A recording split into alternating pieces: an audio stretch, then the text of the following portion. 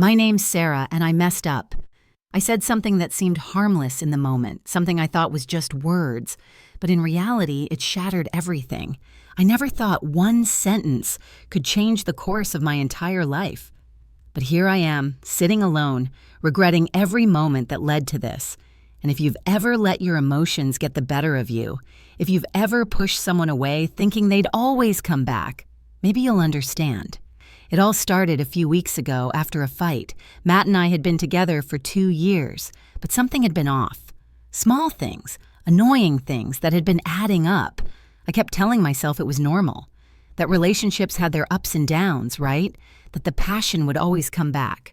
But deep down, I knew it wasn't true anymore. That night, everything hit me at once. I was sitting on the couch, flipping through my phone, not really paying attention. I could hear Matt in the kitchen, trying to make something simple for dinner.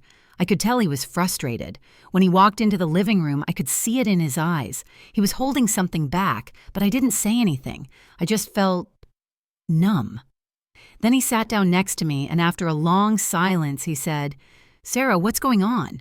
It feels like you're pulling away." I didn't want to answer. I didn't want to deal with it, but at that moment, everything I'd been holding in just came rushing out. "I don't know, Matt. I don't think we're in the same place anymore. Maybe we should just be friends." I can't even explain why I said it.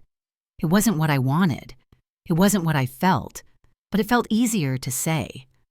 I guess I was trying to avoid the inevitable, trying to shield myself from the hurt I knew was coming. I thought, we can still be close, still care about each other, but maybe without the pressure of being together. His eyes, his beautiful, patient eyes, searched mine, but all I saw was confusion. I couldn't read him. I still can't. He stood up, quiet, and then he walked out. I thought he'd go for a walk, maybe cool off, but no, I didn't hear from him for hours. At first, I told myself it was fine. He just needed some space, right? We'd talk it through like we always did. But the next day, nothing. And the day after that, still nothing. I tried texting him, but it was like he had disappeared. No reply, not a single word, no calls, no messages. I was furious. He couldn't just shut me out like that. He couldn't take what I said so literally. We'd been through worse, hadn't we? I didn't mean it the way it sounded. This wasn't the end. Not like this. I sent him a message, a simple one. "Matt, please talk to me. I didn't mean what I said. I don't know, I was scared. Let's fix this." Still nothing. It wasn't until the 3rd day that I heard from him. It was a text message, and I've never read anything more devastating in my life. It said, "I've been thinking about what you said, and I've made up my mind. I think it's best if we really just are friends. I need space to figure things out, but I don't think we can go back to what we were." It felt like a slap in the face, and it hurt in a way that nothing else had. How could he say that? How could he just cut me off so easily after everything we had, after everything we'd built? But then, it hit me. I asked for this. I told him I didn't want him anymore in the way he wanted me. I made it sound like we were better off as strangers, and he listened. Maybe I thought he'd fight for me. Maybe I thought he'd beg me to take it back, but he didn't. He didn't need to. I had already made up his mind for him. And that realization, that was the hardest part. I tried calling him the next few days. I left voicemail after voicemail. I even sent a few more texts. Long ones, full of apologies, full of regrets. I told him I didn't mean it. I told him I needed him. I told him that we could be something again. But each time, he didn't reply. Each time, the silence got louder. And the pain of being ignored, being erased from his life, it started to feel like a weight I couldn't shake off. I saw him out one night with friends.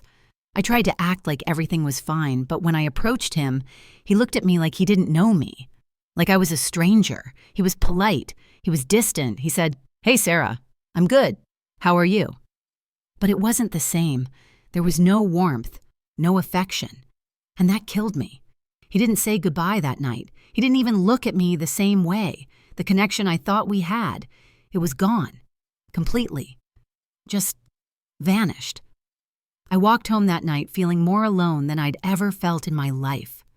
I thought of all the times he was there for me, the times we laughed, cried, and supported each other through everything. And I wondered, what had I done? The truth was right there, staring me in the face.